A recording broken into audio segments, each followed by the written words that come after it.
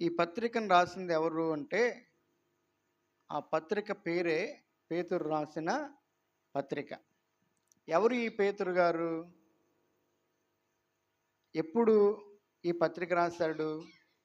ఎవరికి ఈ పత్రిక రాశాడు అంటే, ఇంతకీ ఈ పేతురు గారు ఎవరు అంటే చదవండి.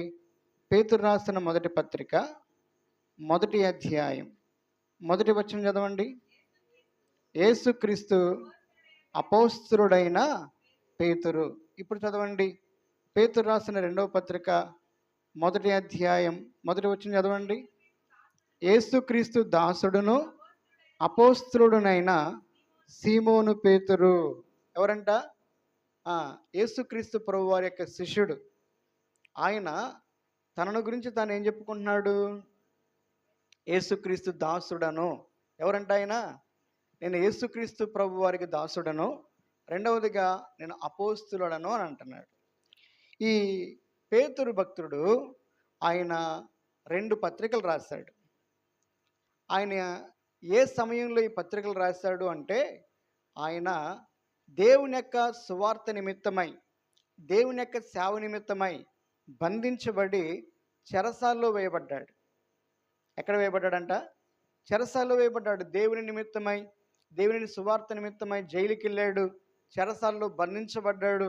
చెరసాలలో ఉండి తాను మరణమునకు సమీపించినప్పుడు, ఎప్పుడంట? తాను మరణమునకు సమీపించినప్పుడు, ఇక కొద్ది దినాలలో తాను చనిపోబోతా ఉన్నాడు. కాబట్టి తాను చనిపోబోతున్నాడని ఎరిగి ఆయన ఏం చేశాడంటే ఈ పత్రికను రాశాడు. ఇంతకీ ఎవరికి పత్రికను రాశాడు? చదవండి. పేతురు రాసిన మొదటి పత్రిక మొదటి అధ్యాయం మొదటి 2 వచనాలు చదవండి. యేసుక్రీస్తు అపోస్తలుడైన పేతురు తండ్రి అయిన దేవుని భవిష్యత్తు జ్ఞానమును బట్టి ఆత్మ వలన పరిశుద్ధత పొందిన వారై విధేయులగుటకును, యేసుక్రీస్తు రక్తము వలన ప్రోక్షింపబడుటకును ఏర్పరచబడిన వారికి, అనగా పొంతు, గలతీయ, కపదొకియ, ఆసియా, బితూనియా అనే దేశముల యందు చెదరిన వారిలో చేరిన యాత్రికులకు శుభమని చెప్పి వ్రాయున్నది. మీకు కృపయును సమాధానమును విస్తరలునుగాక. ఎవరికి రాశాడు అంటే చెదరిపోయిన వారికి రాశాడు. ఎవరికి రాశాడంట? చెదరిపోయారు. అర్థమైందా? దేవుని యొక్క సంఘము చెదిరిపోయింది. సంఘంలో విశ్వాసులు చెదిరిపోయినటువంటి స్థితిలో ఉన్నారు. అలా చెదిరిపోయినటువంటి విశ్వాసులకు పేతురు భక్తుడు ఏం చేశాడు తెలుసా? ఆయన ఒక పత్రికను రాస్తా ఉన్నాడు. వారిని బలపరచడానికి, వారిని స్థిరపరచడానికి, వారిని దేవుని యొక్క రాకడ కొరకై సిద్ధపరచడానికి ఆయన ఈ పత్రికను రాశాడు. ఏ సమయంలో రాశాడు చెప్పండి? ఏ సమయంలో రాశాడు? దేవుని యొక్క సువార్త నిమిత్తమై శ్రమలు పొంది, హింసలు పొంది, ఆయన బంధించబడి చెరసాల్లో వేయబడి, ఆయన కొద్ది దినములలో చనిపోబోతూ ఉన్నాడని తను ఎరిగి, ఇక నేను చనిపోబోతా ఉన్నాను అని తన యొక్క మరణ సమయం తను ఎరిగి ఆయన ఏం చేశాడంటే చెదరిపోయినటువంటి విశ్వాసులను దేవుని యొక్క వాక్యము చేతను, దేవుని యొక్క ఆత్మ చేతను బలపరచాలని చెప్పి ఆయన వారికి పత్రికను రాశాడు. చదవండి ఒకసారి. పేతురు రాసిన 2వ పత్రిక మొదటి అధ్యాయం 13వ వచనం చదవండి. మరియు మన ప్రభు అయిన యేసుక్రీస్తు నాకు సూచించిన ప్రకారము నా గుడారమును త్వరగా విడిచిపెట్టవలసి వచ్చునని ఎరిగి, నేను ఈ గుడారములో ఉన్నంత కాలము ఈ సంగతులను జ్ఞాపకము చేసి మిమ్మను రేపుట న్యాయమని ఎంచుకొనుచున్నాను. ఈయన గుడారంలో ఉన్నాడు అని చెప్పుకుంటున్నాడు కదా. గుడారం అంటే ఏంటిది? నువ్వేమో జైల్లో ఉన్నాడని చెప్తున్నావు, ఆయన గుడారంలో ఉన్నాడని చెప్తున్నారు అనుకుంటారేమో. అర్థమైందా? చదవండి మరలా మాట. మరియు మన ప్రభు అయిన యేసుక్రీస్తు నాకు సూచించిన ప్రకారము నా గుడారమును త్వరగా పెట్టవలసినదని ఎరిగి అని అన్నాడు. నా గుడారము అంటే అర్థం ఏంటంటే శరీరము. ఏం చెప్పండి? శరీరమును బైబిల్ గ్రంథంలో గుడారముతో క్రొత్త నిబంధనలో పోల్చారు. అందుకనే కొరింథీయులకు రాసిన 2వ పత్రిక 5వ అధ్యాయం 1వ వచనం కూడా చదవండి. కొరింథీయులకు రాసిన 2వ పత్రిక, భూమి మీద మన గుడారమైన ఈ నివాసము శిథిలమైపోయినను చేతి పని కాక దేవుని చేత కట్టబడినదియు నిత్యమైనదియునైనా నివాసము పరలోకమందు మనకున్నదని ఎరుగుదము. అర్థమైందా? పౌలు భక్తుడు కూడా మన శరీరాన్ని దేంతో పోల్చాడు? గుడారముతో పోల్చాడు. ఇప్పుడు మన ఆత్మ దేనితో కప్పబడిందంట? ఈ శరీరం అనే గుడారముతో కప్పబడింది. మానవులందరూ కూడా దేవుని యొక్క ఆత్మ కలిగిన వారు. ఈ ఆత్మ దేవుని దగ్గర నుంచి పొందుకున్నారు. అయితే ఈ ఆత్మ మంటి శరీరముతో కప్పబడింది. ఈ మంటి శరీరాన్ని ఏమని పిలిచాడు? గుడారమని పిలిచాడు. ఇప్పుడు పేతురు భక్తుడు అంటున్నాడు, దేవుడు నాకు సూచించాడు. ఎవరు సూచించాడంట? దేవుడు తనకు సూచించాడు. ముందుగానే దేవుడు తెలియజేశాడు, పేతురు కొద్ది దినాల్లో నేను నిన్ను నా మహిమలోకి పిలుచుకుంటానయ్యా అని పిలిచాడు. ఇక దేవుడు తనను పిలుస్తూ ఉన్నాడు. ఇక కొద్ది దినాల్లో తాను చనిపోవాలి అని తనకు అర్థమవుతా ఉంది. తాను జైల్లో ఉన్నాడు, బంధకాల్లో ఉన్నాడు. తన యొక్క శరీరమును విడిచి తాను చనిపోయేటటువంటి సమయం ఆసన్నమైనదని ఆయన ఎరిగి మౌనంగా ఉండల. పేతురు భక్తుడు మౌనంగా ఉండల. ఆయన ఉండకుండా ఏం చేస్తాడో తెలుసా? చెదరిపోయినటువంటి స్థితిలో ఉన్నటువంటి విశ్వాసులను బలపరచాలని, వారిని స్థిరపరచాలని, వారిని రేపాలనుకున్నాడంట. ఏమనుకున్నాడంట? చదవండి అన్నమాట మరలా. నేను ఈ గుడారములో ఉన్నంత కాలము ఈ సంగతులను జ్ఞాపకము చేసి మిమ్మల్ని రేపుట న్యాయమని, రేపుట అనగా వారిని దేవుని కొరకై ప్రేరేపించడం, వారిని దేవుని కొరకై పురికొల్పడం. అమ్మా, ఎప్పుడు దేవుని కొరకై పురికొల్పాలి? ఎప్పుడు పురికొల్పాలి? ఎవరినైనా నీ తోటి వారిని కానీ, నీ సహోదరులను కానీ, నీ తోటి విశ్వాసుల్ని దేవుని యొక్క వాక్యం చేత ఎప్పుడు బలపరచాలి?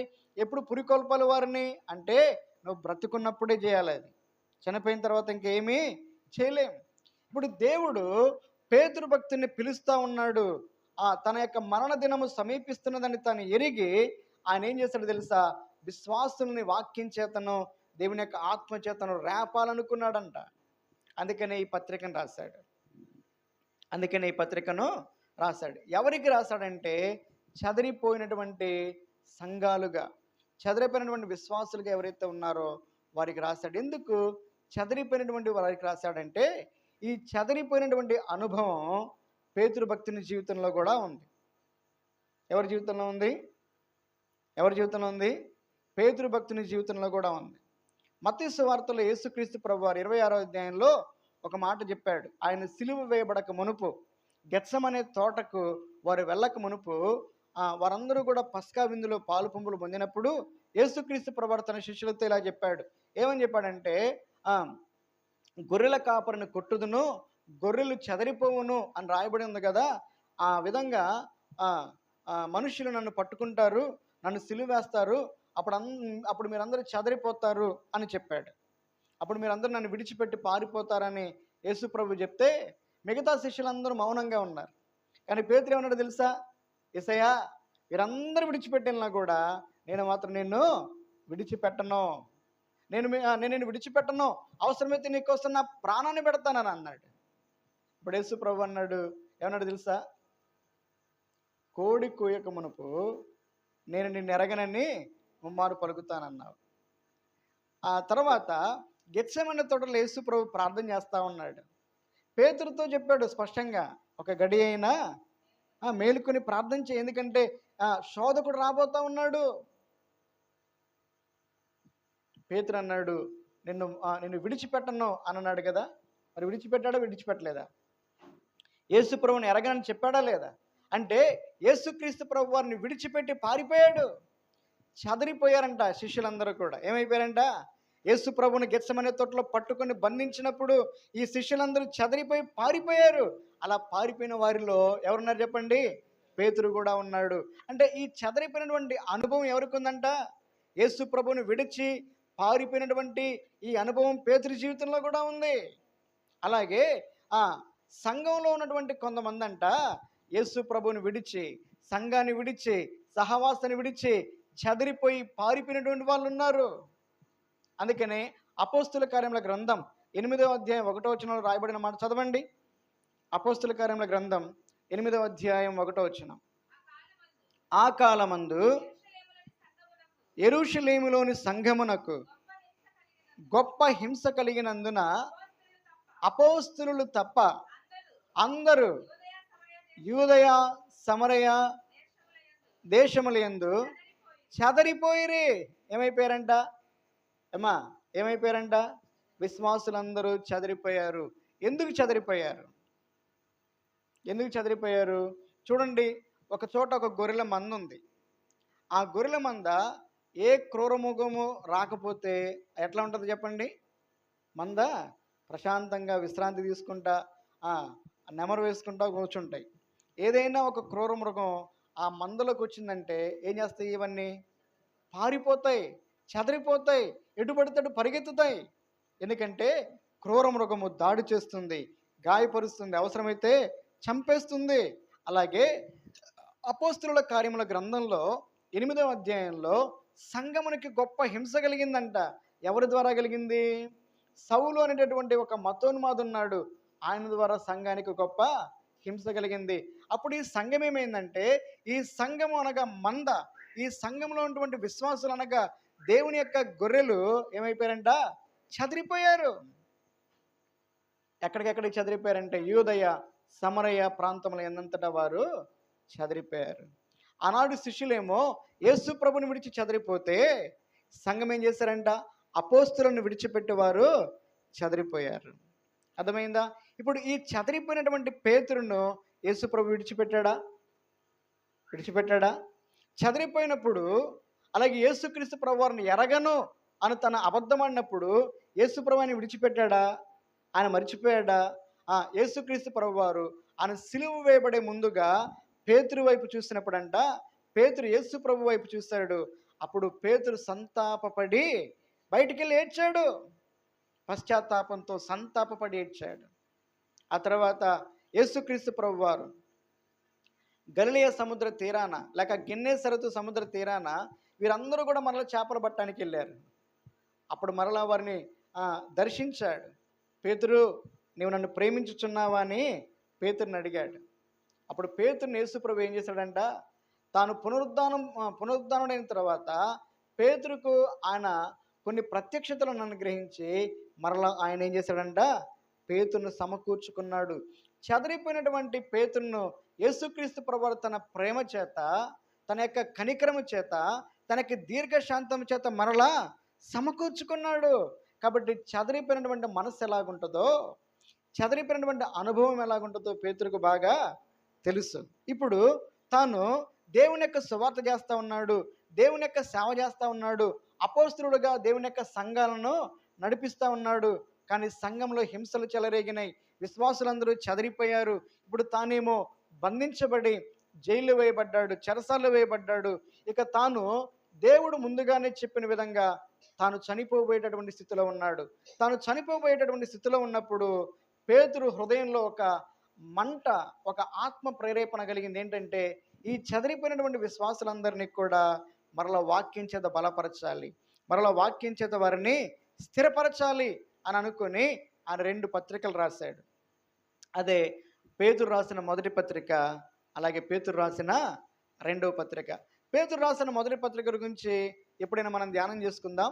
పేతురు రాసిన 2వ పత్రికలో ఆయన తను చనిపోబోతూ ఉన్నాడు కాబట్టి ఈ విశ్వాసులకు లేక ఈ సంఘంలో ఉన్నటువంటి వారిని బలపరచడానికి, స్థిరపరచడానికి, వారిని దేవుని యొక్క రాకడ కొరకై సిద్ధపరచడానికి ఆయన కొన్ని జాగ్రత్తలు చెప్పాడు. ఏం చెప్పాడు చెప్పండి? ఆయన కొన్ని జాగ్రత్తలు చెప్పాడు. ఆ జాగ్రత్తలు ఏంటియో ఈరోజు మనం ధ్యానం చేసుకుందాం. ఈ పత్రిక అంతటి గురించి నేను చెప్పటల్లా, పేతురు భక్తుడు కొన్ని జాగ్రత్తలు చెప్పాడు. అర్థమైందా? పెద్దవాళ్ళు ఏం చేస్తారో తెలుసా? వారు అనారోగ్య పరిస్థితిలో ఉన్నప్పుడు, లేక వారు కూడా మరణానికి సమీపం అవుతా ఉన్నప్పుడు వారు కుమారులను, వారు కుమార్తెలను పిలుస్తారు, వారు మనవలను, మనవరాలను పిలుస్తారు. అయ్యా జాగ్రత్తగా ఉండండి, మోసం చేసే వాళ్ళు ఉంటారు, వెన్నుపోటు పొడిచే వాళ్ళు ఉంటారు, ఎవరిని నమ్మొద్దు, ఎవరిని నమ్మాలో, ఎవరు నమ్మకూడదో, ఎలా బ్రతకాలో, ఎలా బ్రతకకూడదో, ఎలా మాట్లాడాలో, ఎలా మాట్లాడకూడదో, ఇవన్నీ జాగ్రత్తలు చెప్తారు. ఎవరు చెప్తారు? ఏమా?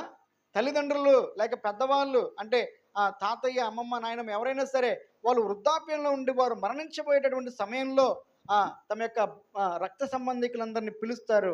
పిలిచి వారికి ఏం చేస్తారు తెలుసా? జాగ్రత్తలు చెప్తారు. భూమి మీద ఎలా బ్రతకాలో వారికి జాగ్రత్తలు చెప్తారు. ఎందుకు చెప్తారు? ఎందుకు చెప్తారమ్మా? ఎందుకు చెప్తారు? నా ముఖం మీదే ఉంది. ఎందుకు చెప్తారంటే వారు ఆ అనుభవాల్లో గుండా వచ్చారు. ఎలా వచ్చారంట? ఆ అనుభవాల్లో గుండా వాళ్ళు వచ్చారు. అందుకనే అనుభవ జ్ఞానం చేత పెద్దవాళ్ళు ఏం చేస్తారంట, తమ బిడ్డలకు చెప్తారు ఎవరిని నమ్మాలో ఎవరిని నమ్మకూడదో. అయ్యా నేను మోసపోయాను రా, నాలాగా నువ్వు మోసపోమాక. అయ్యా నేను చదువుకోలేదయ్యా సరిగా, నాలాగా నువ్వు నీ జీవితాన్ని పాటు బాగా చదువుకోయ్యా అని చెప్తారు. అవునా కదా? నేను నాకు కొన్ని అలవాట్లు ఉన్నాయి, వాటి వల్ల నా ఆరోగ్యాన్ని పాడు చేసుకున్నానయ్యా, నువ్వు ఆ విధంగా చెడు వ్యసనాలకు బానిసగా మాక జాగ్రత్తగా ఉండని చెప్పి పెద్దవాళ్ళు ఏం చేస్తూ ఉంటారంటే వారు అనుభవాల్లో గుండా వచ్చారు కాబట్టి నాలాగా నువ్వు నష్టపోమాకు అని చెప్పి జాగ్రత్తలు చెప్తారు. ఇప్పుడు పేతురు భక్తుడు కూడా తను చనిపోబోతున్నాడు, తన ఆత్మీయ పిల్లలకి, చదివిపోయినటువంటి విశ్వాసులకి వారిని మరలా దేవుని కొరకే సమకూర్చడానికి, వారిని స్థిరపరచడానికి, వారిని బలపరచడానికి కొన్ని జాగ్రత్తలు చెప్తా ఉన్నాడు. అర్థమైందా? ఈ రోజుల్లో జాగ్రత్త జాగ్రత్త అనేటటువంటి మాట ఎక్కువగా వినపడతా ఉంది. మనం జాగ్రత్తగానే ఉంటాం కానీ మన క్షేమం మన చేతిలో ఉంటుందా? ఆ మాట అర్థమవుతుందా? మనం జాగ్రత్తగా ఉన్నా కూడా మన క్షేమం మన చేతిలో లేని దినాల్లో మనం ఉన్నాం. అందుకనే ఇవి అపాయకరమైనటువంటి దినాలని దేవుడు చెప్తా ఉన్నాడు. ఇవి దుర్దినాలని దేవుడు చెప్తా ఉన్నాడు. నీ భౌతిక జీవితంలో జాగ్రత్తగా ఉండాలి, ఆత్మీయ జీవితంలో అంతకన్నా ఎక్కువ జాగ్రత్తగా నీవు ఉండాలి. ఈ రాత్రికాల సమయంలో ఇక్కడ కూర్చున్నటువంటి నీ జీవితంలో నీ ఆత్మీయ జీవితాన్ని ఎంతగా నువ్వు కాపాడుకుంటున్నావో, ఆత్మీయ జీవితంలో ఎంత మెలకువగా ఉంటున్నావో, ఆత్మీయ జీవితంలో నిన్ను నువ్వు ఎలా కాపాడుకుంటున్నావో ఒక్కసారి నీ హృదయాన్ని పరీక్ష చేసుకో. అందుకని పేతురు భక్తుడు తాను చనిపోబోయే ముందుగా సంఘంలో ఉన్నటువంటి వారికి చెప్తా ఉన్నాడు. అందుకని పేతురు భక్తుని ఏమని పిలుస్తారంటే ఆయనను అనుభవ జ్ఞాని అని పిలుస్తారు. ఏమని పిలుస్తారు? బైబిల్ గ్రంథంలో క్రొత్త నిబంధనలో 3 జ్ఞానులు ఉన్నారు. పౌలు గారిని ఏమంటారంటే వేదాంత జ్ఞాని అంటారు. పౌలు గారిని వేదాంత జ్ఞాని అని పిలుస్తారు. ఎందుకంటే ఆయనకి పాత నిబంధన, క్రొత్త నిబంధన, దేవుని యొక్క ధర్మశాస్త్రం ఇవన్నీ బాగా తెలుసు. అందుకని దేవుని యొక్క వాక్యాన్ని విస్తృతంగా చెప్పగలుగుతాడు, ఎవరికైనా అర్థమయ్యేలాగా ఆయన బోధించగలుగుతాడు. అందుకని ఆయన వేదాంత జ్ఞాని అని అంటారు. అలాగే అపోస్తుడైనటువంటి యోహాన్ని, అంటే యేసుక్రీస్తు ప్రభువు శిష్యుడైనటువంటి యోహాను భక్తుని పరమార్థ జ్ఞాని అంటారు. ఏమంటారు? ప్రతి దానికి అర్థం చెప్పేటటువంటి వాడు యోహాను భక్తుడు. అలాగే పేతురు భక్తుడు ఎవరంటే ఈయనకి చదువు లేదు, కానీ ఈయన ఎవరంటే అనుభవ జ్ఞాని. ఎవరంట? అనుభవ జ్ఞాని. తాను ఆత్మీయ జీవితంలో ఏ అనుభవాలు పొందుకున్నాడో ఆ అనుభవాలను గురించి విశ్వాసులకు చెప్తూ జాగ్రత్తగా ఉండమని చెప్తున్నాడు. ఎలాంటి జాగ్రత్త కలిగి ఉండాలి? చదవండి. పేతురు రాసిన 2వ పత్రిక 1వ అధ్యాయం 5వ వచనం. ఆ హేతువు చేతనే మీ మట్టుకు మీరు పూర్ణ జాగ్రత్త గలవారే. ఎలాంటి జాగ్రత్త కలిగి ఉండాలంట? ఎలాంటి జాగ్రత్త అంట? పూర్ణ జాగ్రత్త. ఏ విషయంలో పూర్ణ జాగ్రత్త? పేతురు రాసిన పత్రికలో కొన్ని మాలిన్యాల గురించి చెప్పాడు. ఒకటి శరీర మాలిన్యము. చెప్పండి, ఏ మాలిన్యం అంట? అంటే దేహము ద్వారా, శరీరపు ఆశల ద్వారా నీవు పాపంలో పడిపోయినప్పుడు కలిగేటటువంటి మాలిన్యము. రెండవదిగా లోక మాలిన్యము అని అన్నాడు. ఏంటిదంట? లోకంలో ఉన్నటువంటి పాపము, లోకంలో ఉన్నటువంటి ఆకర్షణ ద్వారా కలిగేటటువంటి పాపం. కాబట్టి ఈ శరీర మాలిన్యము, లోక మాలిన్యము మనకు అంటకుండా మనం ఏం చేయాలంట? మన ఆత్మను, మన యొక్క ప్రవర్తనను మనం జాగ్రత్తగా కాపాడుకోవాలి. అందుకని పూర్ణ జాగ్రత్త కలిగిన వారై అని అన్నాడు.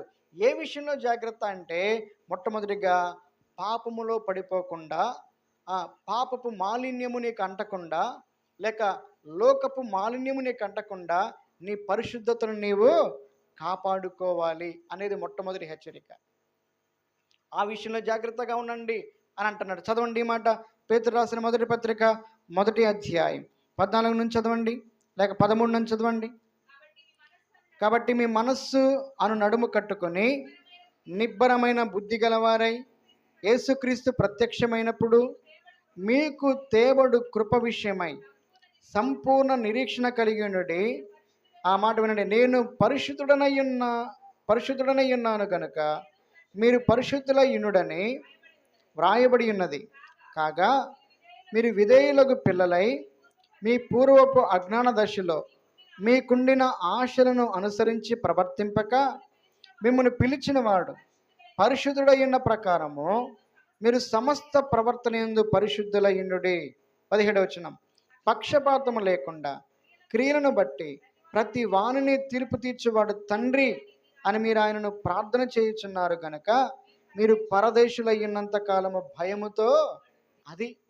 మొట్టమొదటిగా పరిశుద్ధత అంటే లోక మాలిన్యము, పాప మాలిన్యము, శరీర మాలిన్యము మీకు అంటకుండా, మీరు పాపములో పడిపోకుండా మీ యొక్క ప్రవర్తన లేక మీ యొక్క ఆత్మీయ జీవితాన్ని పరిశుద్ధంగా కాపాడుకోండి. ఆ విషయంలో మీరు జాగ్రత్తగా ఉండండి అని చెప్తున్నాడు. చదవండి, ఇంకో మాట కూడా చదవండి. ఇదే పేతురు రాసిన 2వ పత్రిక,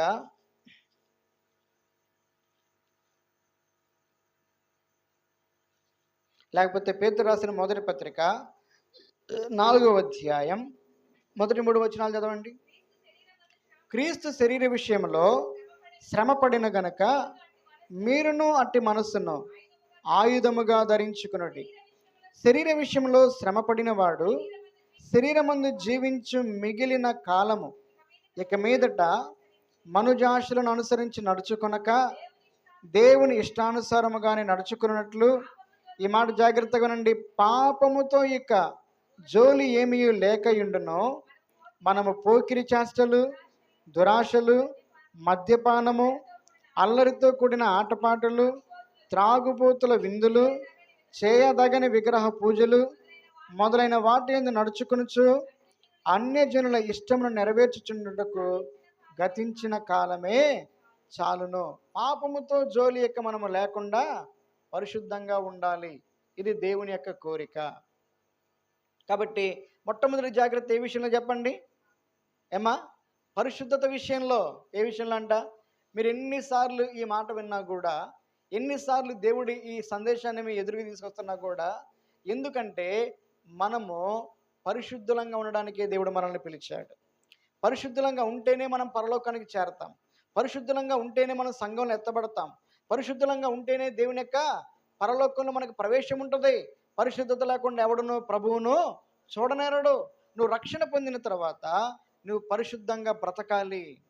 అలా పరిశుద్ధంగా బ్రతకాలి అంటే ఈ లోక మాలిన్యము, ఈ శరీర మాలిన్యము తప్పించుకొని, ఈ లోకంలో ఉన్నటువంటి దుష్టత్వాన్ని తప్పించుకొని నువ్వు పరిశుద్ధంగా బ్రతకాలి అంటే దేవుడు నీకేమిచ్చాడు చూడండి. పేతురు రాసిన 2వ పత్రిక 1వ అధ్యాయం 4వ వచనం చదవండి. ఆయన మనకు అమూల్యములను అత్యధికమైన వాగ్దానములను ఏమనుగ్రహించాడంట? అమూల్యములను అత్యధికములైన వాగ్దానములను, అంటే వాక్యమే ఏమనుగ్రహించాడు? ఈ వాక్యంలో ఈ వాక్యంలో అనేకమైనటువంటి వాగ్దానాలు దేవుడు మనకిచ్చాడు. ఈ పరిశుద్ధ గ్రంథంలో దేవుడు అనేకమైనటువంటి వాగ్దానాలు మనకిచ్చాడు. ఈ వాగ్దానాలను చేతపట్టుకొని ప్రతిరోజు ప్రార్థన చేస్తూ ఈ వాక్యానుసారంగా ఎప్పుడైతే బ్రతకడానికి మనం తీర్మానం చేసుకుంటామో, అలా ఎప్పుడైతే బ్రతుకుతామో అప్పుడు ప్రతి మాలిన్యము నుంచి మనం ఏం చేయబడతామో తెలుసా? కడగబడతాము. ప్రతి దుష్టత్వం నుంచి మనం తప్పించబడతాం. చదవండి, కంటిన్యూ చేయమ్మా.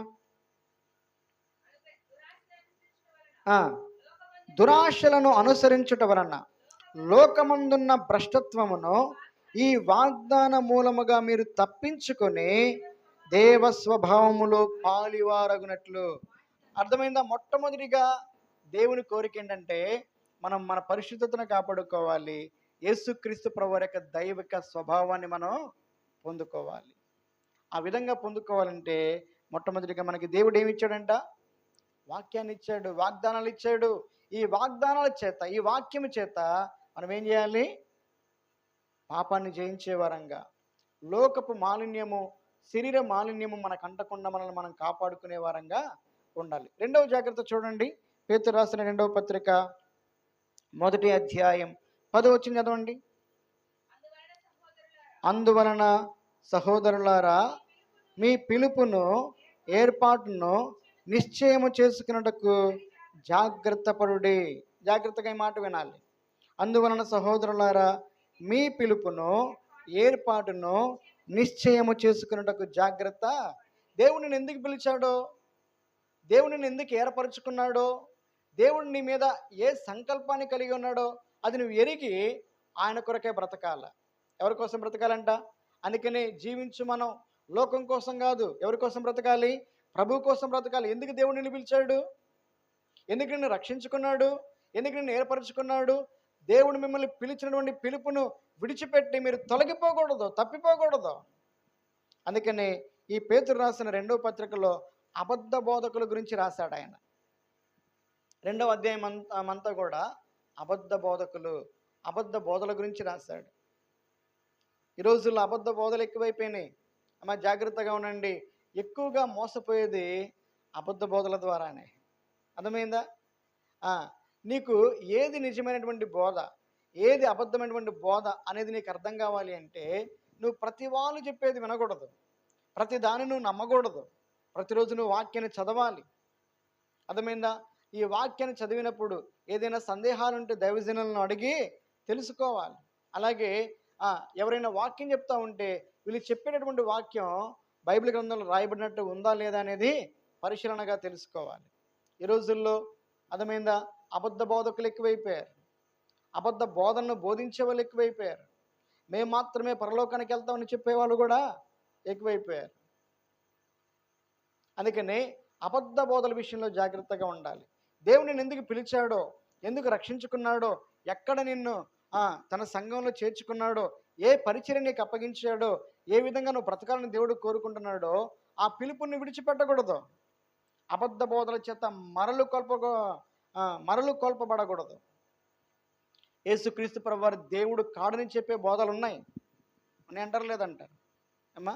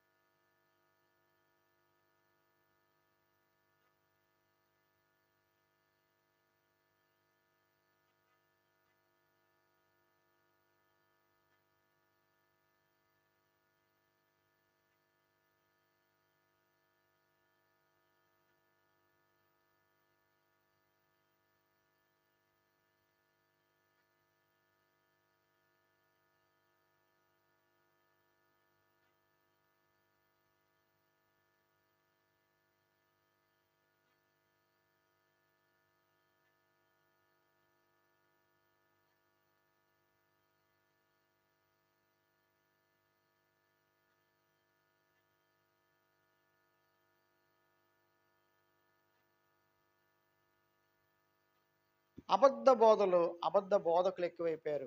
వీళ్ళు ఏం చేస్తారు తెలుసా? తోడేళ్ళు లాంటి వాళ్ళంట అనేక మంది విశ్వాసం నరకానికి ఈడ్చుకుని వెళ్తాను. పేతురు బాధ అదే. ఒక పేతురు బాధ మాత్రమే కాదు, పౌలు గారి బాధ కూడా అదే.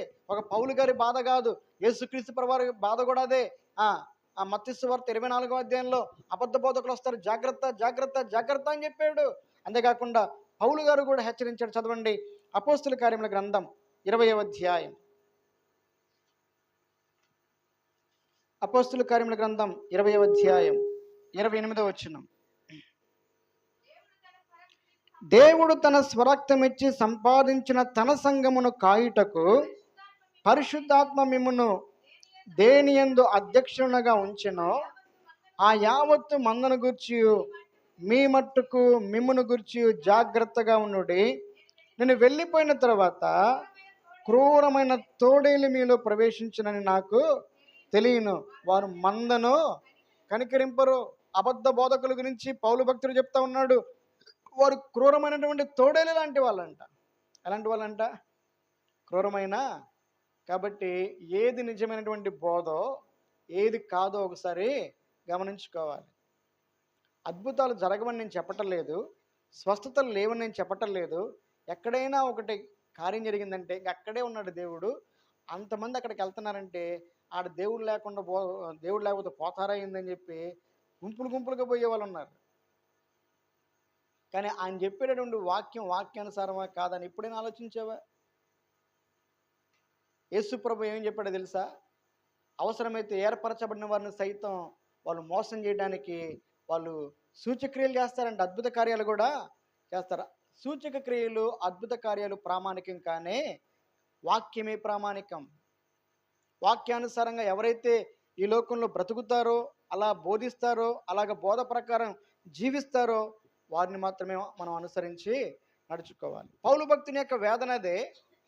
యేసుక్రీస్తు ప్రభువారు కూడా అబద్ధ బోధకుల గురించి ఎక్కువగా హెచ్చరించాడు. అలాగే పేతురు భక్తుడు కూడా ఆ విధంగా హెచ్చరించాడు. అందుకని మీ పిలుపుని గురించి జాగ్రత్త పడండి అంటున్నాడు. అంతేకాదు, చదవండి ఆ మాట కూడా.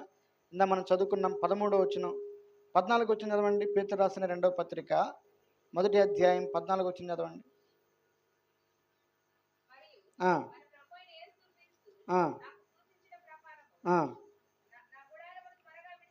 15వ వచనం, నేను మృతి పొందిన తర్వాత కూడా మీరు నిత్యము వీటిని జ్ఞాపకము చేసుకున్నట్లు జాగ్రత్త చేతును. ఏలయనగా చమత్కారముగా కల్పించిన కథలను అనుసరించి మన ప్రభు అయిన క్రీస్తు యొక్క శక్తిని, ఆయన ఆగమనమును మీకు తెలుపలేదు కానీ తెలిపితిమి.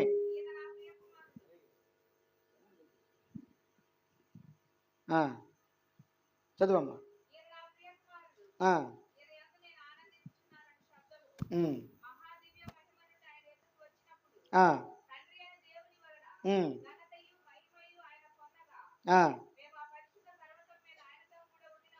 పంతొమ్మిదవ మరి ఇంతకంటే స్థిరమైన ప్రవచన వాక్యము మనకు ఉన్నది. పేతురు భక్తుడు ఏం చెప్తున్నాడంటే రూపాంతరపు కొండ మీద ఒక అద్భుతాన్ని చూశాడు. ఏం చూశాడంట? అద్భుతాన్ని చూశాడు. కానీ మేము అద్భుతం చూసాం కాబట్టి మేము గొప్ప వాళ్ళం అంటలేదు, కానీ అద్భుతాల కంటే వాక్యమే శ్రేష్టమైందని చెప్తా ఉన్నాడు. నేను మరణించిన తర్వాత కల్పనా కథల వైపు, చమత్కారంగా కల్పించే వాటి వైపు మీరు వెళ్ళొద్దంటున్నాడు.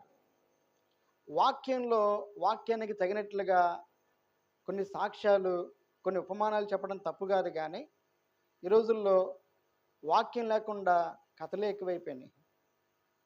అర్థమైందా? వాక్యంలో కథ ఉండాలి, వాక్యంలో ఉపమానం ఉండాలి, కానీ ఉపమానమే సందేశం కాదు. అందుకని గ్రహించుకోవాలి.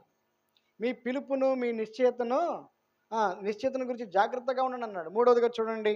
మొదటిగా దేని గురించి అంట? పరిశుద్ధతను గురించి జాగ్రత్తగా ఉండాలి. 2వదిగా పిలుపును గురించి జాగ్రత్తగా ఉండాలి. 3వదిగా చూడండి, పేతురు రాసిన 2వ పత్రిక 3వ అధ్యాయం 15వ వచనం దగ్గర నుంచి చదవండి.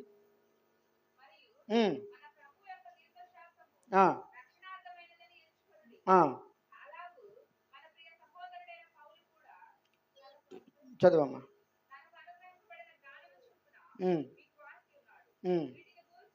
లేకపోతే 12 నుంచి చదువు.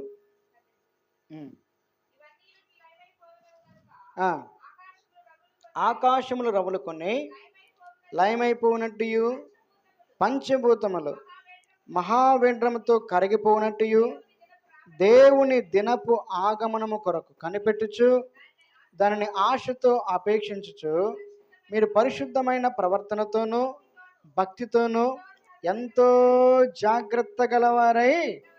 దేనికోసం అంటే జాగ్రత్త? దేవుని యొక్క రాకడ కొరకే జాగ్రత్త. ఉందా అసలు? దేవుని యొక్క రాకడ కొరకైనటువంటి సిద్ధపాటు మనకుందా? దేవుని యొక్క రాకడ గురించినటువంటి జాగ్రత్త మనకుందా? అసలు దేవుని యొక్క రాకడ గురించినటువంటి ఆలోచన మనకుందా? దేవుని యొక్క రాకడ చాలా సమీపంగా ఉంది. చాలామంది అంట యేసుక్రీస్తు ప్రభువారి యొక్క రాకడ ఇప్పుడు రాదులే, ఎప్పటి నుంచో చెప్తా ఉన్నారు, ఆయన యొక్క రాకడ ఇంక రాదని చెప్పి ఆయన రాకడ గురించి ఎగతాళి చేసేటటువంటి వాళ్ళు వస్తారంట. ఈ 3వ అధ్యాయంలో అదే చెప్పాడు ఆయన. దానికి ఒక ఉదాహరణ ఏం చెప్పాడంటే, నోవహు కాలంలో దేవుడు ఏం చేశాడు తెలుసా? ఈ ఆ, ఈ ఈ- ఈ- ఇప్పుడున్నటువంటి ఈ తరము వారి మీదకి నేను జలప్రలయం రప్పించబోతున్నానని చెప్తే ఈ నోవహు వరకు సువార్త ప్రకటించినప్పుడంట నోవహును వాళ్ళు ఎగతాళి చేశారంట. ఏం చేశారంట? దాదాపుగా 120 సంవత్సరాలు దేవుడు వారికి అవకాశం ఇచ్చాడు. వాళ్ళు అంటున్నారంట, నువ్వు చెప్తున్నావు జలప్రలయం వస్తుందని, నువ్వు కడుతున్నావు పెద్ద ఓడ, ఏది జలప్రలయం రాలేదే, అది ఎలాగొచ్చిందని చెప్పి నోవహు గారిని ఎగతాళి చేశారు. జలప్రలయం రాకుండా ఆగిందా? సొదొమ గొమొర్రా ప్రాంతంలో ఆ ప్రాంతాన్ని దేవుడు శిక్షిస్తాడు, అగ్నిగంధకాల చేత కాల్చివేస్తాడంటే ఆ మాట లోతు తన యొక్క అల్లులతో చెప్పినప్పుడంట వాళ్ళు ఎగతాళి చేశారంట ఆయన్ని. ఈ రోజుల్లో కూడా యేసుక్రీస్తు ప్రభువు యొక్క రెండవ రాకడ గురించి చెప్తా ఉంటే ఆయన యొక్క రాకడ గురించి ఎగతాళి చేసేవాళ్ళు, అపహాస్యం చేసేవాళ్ళు ఎక్కువైపోయారు. ఇప్పుడల్లా రాదులే దేవుని యొక్క రాకడ అని, దేవుని యొక్క రాకడ ఇప్పుడల్లా రాదులే అని చెప్పి నిర్లక్ష్యంగా ఉండేటటువంటి విశ్వాసులు కూడా ఉన్నారా లేదా? ఎందుకు యేసు ప్రభు ఆలస్యం చేస్తున్నాడు మీరు చెప్పండి? ఎందుకు యేసు ఆలస్యం చేస్తున్నాడు? ఆయన యొక్క దీర్ఘశాంతము మన యొక్క రక్షణకు కారణమైంది. ఆయనకు రావడం చేతగా కాదు.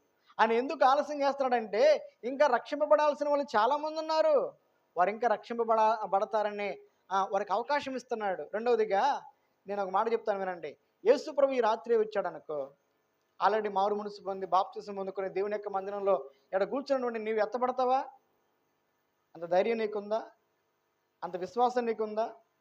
అంత నిరీక్షణ నీకుందా? మనకే చాలా డౌట్, ఎత్తబడతానో లేదో, ఇంకా నాలో ఏమైనా పొరపాట్లు ఉన్నాయో లేదు. ఒకవేళ యేసుప్రభు రాత్రి వస్తే ఒకవేళ విడిచిపెట్టబడితే నా పరిస్థితి ఏందని చెప్పి మనలో మనకే ఇంకా సందేహాలు ఉన్నాయి, అనుమానాలు ఉన్నాయి. ఎందుకంటే నీ హృదయం ఎలాగుందో, నీ ఆలోచనలు ఎట్లా ఉన్నాయో, నీ పొరపాట్లు ఏంటో నీకు తెలుసు. నీవే సరిగ్గా సిద్ధపాటు లేకుండా ఉంటే అమ్మా యేసుప్రభు ఎందుకు వస్తాడు?